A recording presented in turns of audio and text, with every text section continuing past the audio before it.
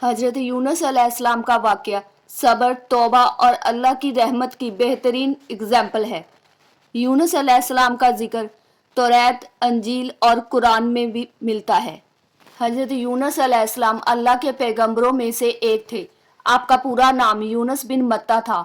आपका ताल्लुक बनी इसराइल से था। अल्लाह ताला ने आपको लोगों की हिदायत के लिए चुना। उस वक्त आपकी कौम गुमराही और बुत परस्ती में डूबी हुई थी। वो मूर्तियों की पूजा करते थे और अल्लाह का खौफ उनके दिलों से निकल चुका था। यूनुस अलैहिस्सलाम ने उन्हें अल्लाह की तौहीद की दावत दी और उन्हें उनके गुनाहों से तौबा करने की तालीम दी। आपने उन्हें अल्लाह के अजाब से डराया, लेकिन आपकी कौम ने आपको झुठलाया, आपका मजाक बनाया और आपको झूठा पैगंबर कहा। आपकी कौम ने आपसे अजाब की निशानियां मांगी ताकि वो उन्हें देखकर यकीन करे।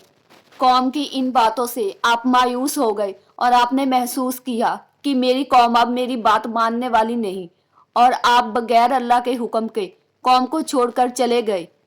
आपके चले जाने के बाद अल्लाह ताला ने आपकी कौम पर अजाब नाजिल किया और काले बादल उस कौम पर छा गए, और अजाब को सामने देखकर उस कौम ने महसूस किया कि उन पर अजाब आने वाला है। तब उन्हें अपनी गलती का एहसास हुआ। उस वक्त उस कौम के सभी लोग, मर्द, औरत, बूढ़े, जवान, एक खुले मैदान में जमा हुए और अल्लाह के आगे सच्चे दिल से सजदा किया और सच्चे दिल से तौबा की। उनकी सच्ची तौबा देखकर अल्लाह ताला ने उन पर रहमत फरमाई और उस अजाब को उन पर से हटा दिया। अपनी कौम को छोड़ने के बाद हजरत यूनुस अलैहिस्सलाम एक कश्ती पर सवार हुए और तभी समंदर में एक तूफान आया और कश्ती डूबने लगी। उस वक्त ये माना जाता था कि जब समंदर में तूफान आता है तो वो किसी गुनहगार की वजह से आता है। लिहाजा कश्ती में सवार लोगों ने फैसला किया कि वो कुरानदाजी करेंगे। 3 बार कुरानदाजी करने के बाद यूनुस अलैहिस्सलाम का नाम आया और आपको समंदर में फेंक दिया गया। जैसे ही आपको समंदर में फेंका गया, एक बड़ी मछली ने आपको निगल लिया। उस वक्त भी आपने अल्लाह से उम्मीद नहीं छोड़ी। मछली के पेट में रहते हुए भी आपने अल्लाह से तौबा की और माफ़ी मांगी। आपकी दुआ थी, ला इलाहा इल्ला अंता सुबहानका इन्नी कुन्तु मिनज़ ज़ालिमीन। अल्लाह ताला ने आपकी दुआ कबूल की और मछली को हुक्म दिया कि आपको सही सलामत किनारे पर उगल दे।